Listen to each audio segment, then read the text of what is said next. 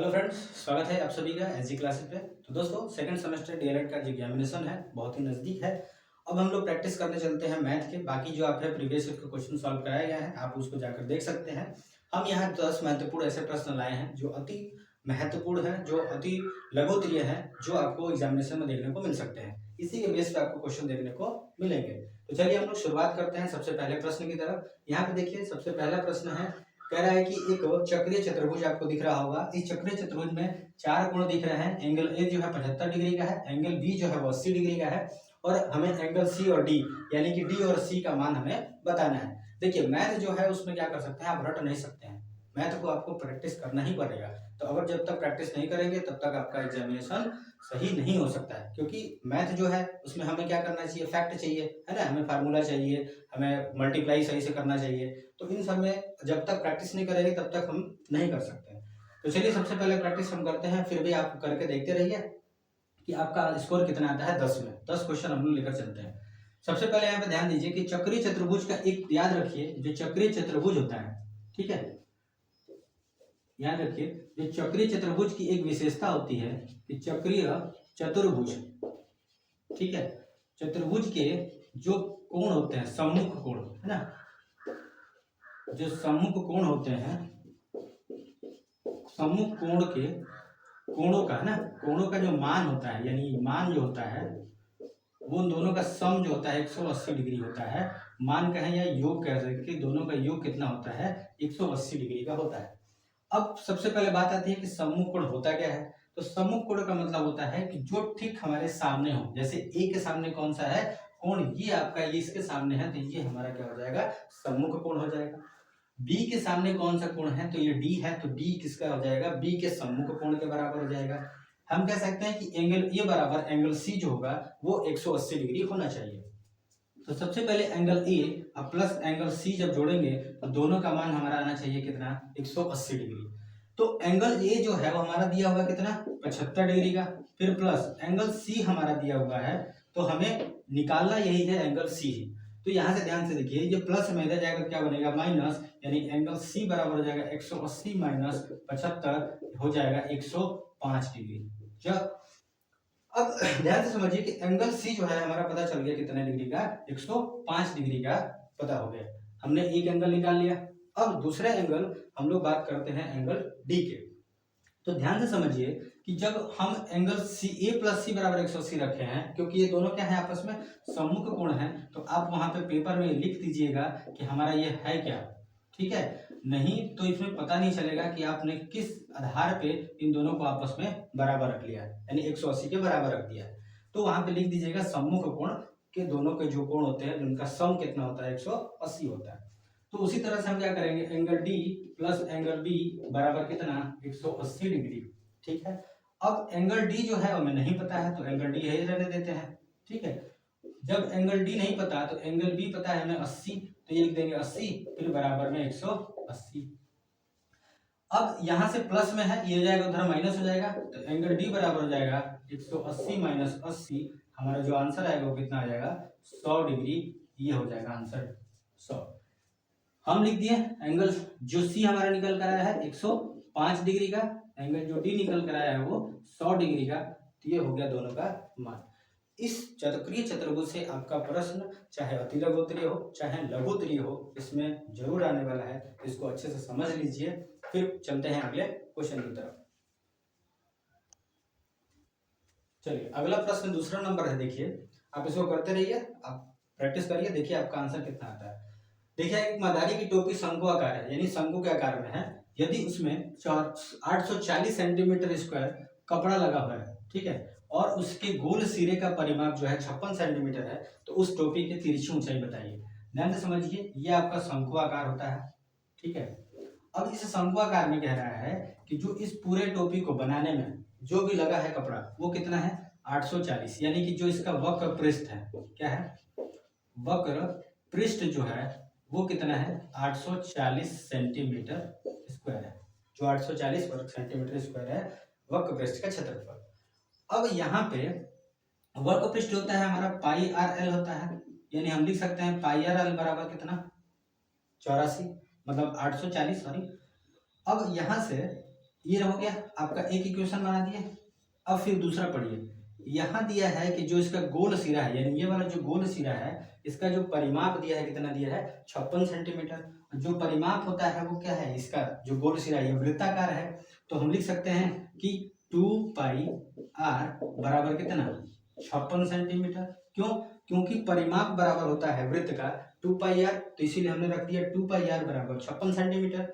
अब यहाँ से अगर हम पाई आर के जब वैल्यू निकाल लें तो ये 2 जो है वो भाग में चला आएगा, क्योंकि 56 बटा में क्या हो जाएगा 2, 2 से घटा देंगे तो हो जाएगा 28, यानी 28 सेंटीमीटर क्या आ गया पाई आर आ गया। अब यहाँ देखिए कि पाई आर एल है, यानी कि इसमें एल शामिल है 840 में, हमें पाई आर पता चल गया, तो हम लगा सकते हैं कि हमारी जो तिर्यक ऊंचाई होगी, तो हम लिख सकते हैं तिर्यक ऊंचाई बराबर, यहाँ पे लिखेंगे तिर्यक ऊंचाई या उसकी तिरछी जो ऊंचाई होती है उसका जब हम लिखेंगे तो हम लिख सकते हैं कि पाई आर एल बराबर है 840 और पाई आर बराबर है 56, तो एल बराबर हो सकता है, क्योंकि एल यही रह जाएगा तो हो जाएगा 840 बटे में 56। अब सॉरी यहाँ पे एक काम करते हैं, 56 नहीं होगा 28 होगा ना, क्योंकि यहाँ पे पाई और बार का मान कितना है 28 है, तो ये हो गया 28। अब जैसे 28 जो कटाएंगे तो 3 बार में कटता है और एक जीरो छूटा था तो एक जीरो लगा दिए, यानी कि इस चित्र का जो तिर्यक ऊंचाई है वो कितना आ गई 30 सेंटीमीटर। ये आपका आंसर आ गया।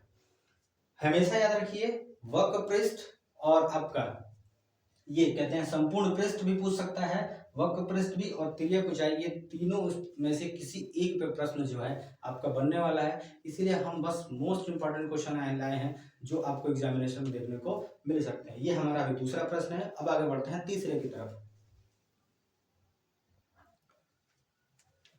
चलिए अगला क्वेश्चन है क्वेश्चन नंबर 3। देखिए ध्यान से, यहाँ पे कह रहा है कि माध्यिका ज्ञात करना है। ये हमारे पास कुछ डाटा दिए गए हैं, ये पदनाम है और ये बारंबारता है यानी फ्रीक्वेंसी है। तो सबसे पहले ध्यान दीजिए कि जब भी ऐसा प्रश्न आ जाए तो हम क्या बनाते हैं, संचयी बारंबारता यानी कि बारंबारता, ये आपका पदनाम हो जाएगा। सबसे पहले लिखते हैं पदनाम, ठीक है। उसके बाद यहाँ लिखेंगे बारंबारता, बारंबारता। फिर अगला जो आता है उसको लिखेंगे संचयी बारंबारता, संचयी बारंबारता, ठीक है। अब यहां से समझिए कि जो आपका पदनाम, जैसे मान लीजिए पहला दिया है 4, फिर 6, फिर 8, 10, 12, 14, 16 और यहाँ पे 17, ये सारे के सारे जो है क्या है पदनाम।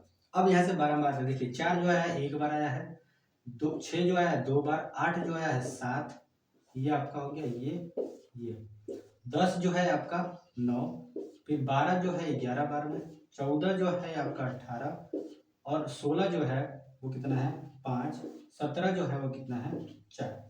तो ये आपका हो गया बारंबारता। अब बारंबारता जब हो गया तो हमें निकालना पड़ता है संचयी बारंबारता। अब संचयी बारंबारता कैसे निकलता है, तो देखिए संचयी बारंबारता में सबसे पहला जो रहेगा वो पहला ही रहेगा, ठीक है। लेकिन जब दूसरा जाएगा तो ये दोनों आपस में जुड़ेंगे, यानी नीचे वाला ऊपर वाला जुड़ेगा तो कितना हो जाएगा 3। फिर जब तीसरा जाएगा तो ये जुड़ जाता है 3 और 7 कितना हो जाएंगे 10। फिर चौथा जब जाएगा तो 10 और 9 कितना हो जाएगा 19, और फिर ये जाएगा तो कितना हो जाएगा 11 में 19 जोड़ेंगे तो 9 और 1 10 के 0 हासिल 1, 1 2 1 कितना हो जाएगा 3 यानी 30। फिर 18 जैसे जोड़ेंगे हो जाएगा 48 48। फिर 5 जोड़ेंगे तो 8 5 3 हो गया 53। फिर जैसे 4 जोड़ेंगे कितना हो जाएगा 57 यानी 57। अब यहाँ पे ये हुआ कि हमें टोटल देखेंगे कि 57 यानी 57 आ रहा है कि नहीं आ रहा है। अगर नहीं आएगा, जैसे उसको पहले काउंट करते हैं तो 5 4 9, 9 और 18 कितना हो गया 27, 27 में अगर 11 जोड़ेंगे तो हो जाएगा 38, 38 में अगर 9 जोड़ेंगे तो 9 और 17 47, 47 में 7 जोड़ेंगे तो 7 7 14 यानी 54, 54 और 55 अब 2 57, यानी कि टोटल जो आ रहा है इसका 57 ही आ रहा है।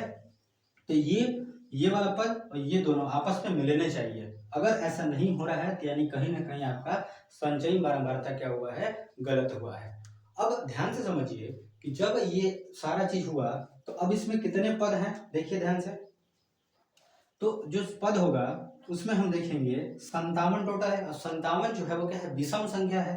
तो हम जो निकालते हैं जब माध्यिका, तो माध्यिका निकालने के लिए फार्मूला होता है n+1 बाई में 2वां पद, ठीक है। तो जब इसकी बात करेंगे तो n कितना है 57, यानी 57, इसमें 1 जोड़ के प्लस 2 से भाग दे देंगे, यानी 58/2। जैसे इसको भाग देंगे तो ये कटेगा, 2 दूनी के 4 और 1 बचा 2 9 18, यानी 29वां जो पद होगा वही हमारा क्या होगा, इसकी माध्यिका होगी। तो ध्यान से समझिए कि 19 यहाँ पे देख रहे हैं, 19 कहाँ संचयी बारंबार था, तो 19 से ये बड़ा है 29, और 30 से छोटा है, यानी शामिल किस में होगा, ये इस वाले पद में शामिल होगा। यानी जो आपका ये दिख रहा है 12 वाला, इस पद में जो है आपकी माध्यिका मिलेगी, यानी हमारा जो आंसर होगा ये इस पद में, ये कितना हो जाएगा 12, ये हमारा क्या हो जाएगा 12, यानी कि जो 12 है हमारी क्या हो जाएगी, माध्यिका हो जाएगी। हम लिख सकते हैं कि माध्यिका बराबर 12, ये हमारा पूरा आंसर हो जाएगा। देखिए इस तरह के क्वेश्चन जो है आपको जरूर एग्जामिनेशन में देखने को मिलेंगे, तो इसको अच्छे से समझ लीजिए। फिर चलते हैं हम लोग आगे अगले क्वेश्चन की तरफ। ये आपका अगला प्रश्न है, ये इस तरह का क्वेश्चन जो है गुणनखंड वाला, ये भी देखने को मिलेगा। तो चलिए हम लोग बात करते हैं। सबसे पहले इसको कह रहा है कि 12x² माइनस 11x माइनस 15 बराबर 0 है, तो इसको हल करना है, हमें बताना है इसका हल क्या होंगे। तो सबसे पहले जो पहला पद होता है और ये लास्ट का पद होता है, उसको हम लोग क्या कराते हैं, गुणा कराते हैं। तो हो जाएगा 12x² गुणे अगर हम 15 करा दें तो हो जाएगा 180x²। अब इसका मतलब ये होगा कि जब हम ये संख्या तोड़ेंगे, 180 को जब हम तोड़ेंगे तो हमें ऐसा संख्या तोड़ेंगे दो भाग में जिसका गुणा कराएं तो 180 आ जाए, लेकिन जब दोनों को प्लस करें तो -11 आना चाहिए। ये इसमें क्या करना है, गुणा करा के लाना है, और इसमें दोनों को प्लस करा के लाना है, -11x। तो देखिए सबसे पहले जब हम तोड़ेंगे तो हमारा आंसर जो बनेगा 20x रखेंगे, और फिर एक रखेंगे 9x। देखिए 20 गुणे 9 करेंगे तो 9 दूनी 18, 180 आ रहा है, और बड़े में से छोटा घटेगा तो 20 में से 9 गया, कितना बचेगा 11। अगर ये आपको नहीं आ रहा है तो आप इसका 180 का फैक्टर निकालिए। जैसे देखिए 180 का फैक्टर निकालिए, 2 से घटाएंगे, 2 9 18, 90 बार में, तो 2 से 45 बार में, फिर यहाँ 3 से कटेगा तो कितने बार में, 15 बार में, फिर यहाँ पे देखिए 3 से कटेगा 5 बार में, और फिर 5 से कटेगा 1 बार में। अगर हमें पेयर बनाना हो, जैसे मान लीजिए कि 2 दूनी का 4 बना दिए और 4 में 1 5 कर दिए, तो 4 5 20 हो गया, और 3 3 का 9, एक साथ जोड़ा ले लेंगे। तो इस तरह से हम लोग अपना गुणनखंड निकाल के कर सकते हैं। अब यहाँ पे रखेंगे 12x², फिर यहाँ पे माइनस देखिए कौन है, 20 वाला बड़ा वाला, तो -20x, फिर प्लस में 9x, फिर -15 बराबर में कितना हो गया 0। जब ये हल हो जाए ऐसे, तो अब इसमें से कॉमन खोजते हैं हम लोग। देखिए जैसे यहाँ पे लिखा है 3 गुणे 4 करेंगे तो 12 निकलेगा, फिर यहाँ पे 4 गुणे 5 करेंगे तो क्या निकलेगा 12 निकलेगा। तो यहाँ से हम 3 को बाहर कर लें, ठीक है, 3x को बाहर कर लें, क्योंकि इसमें भी x है इसमें भी x है, तो x कॉमन आ गया। फिर इन दोनों में से 3 नहीं 4 बाहर आएगा, क्योंकि 4 यहाँ पे बचा, 4 यहाँ पे बचा है, यानी दोनों में से 4 निकल गया। यहाँ बचा होगा 3x बचा होगा, और यहाँ माइनस बचा होगा 5, ये ब्रैकेट में होगा। फिर यहाँ प्लस है तो प्लस, इन दोनों में से क्या कॉमन है, 3 कॉमन है, क्योंकि 3 गुणे 3 9, और 3 गुणे 5 15, तो 3 कॉमन आ गया। फिर बचा होगा x -5, ये हो गया बराबर में 0। यहाँ पे एक और 3 बचा तो 3x -5। अब यहाँ से दोनों को ब्रैकेट, देखिए क्वेश्चन जब सही होगा जब दोनों को ब्रैकेट में सेम ही संख्या अगर आ रही है तो अब हमारा प्रश्न सही है। एक ब्रैकेट में रखेंगे 4x + 3, एक ब्रैकेट में, दूसरे ब्रैकेट में हो जाएगा 3x - 5 बराबर में 0।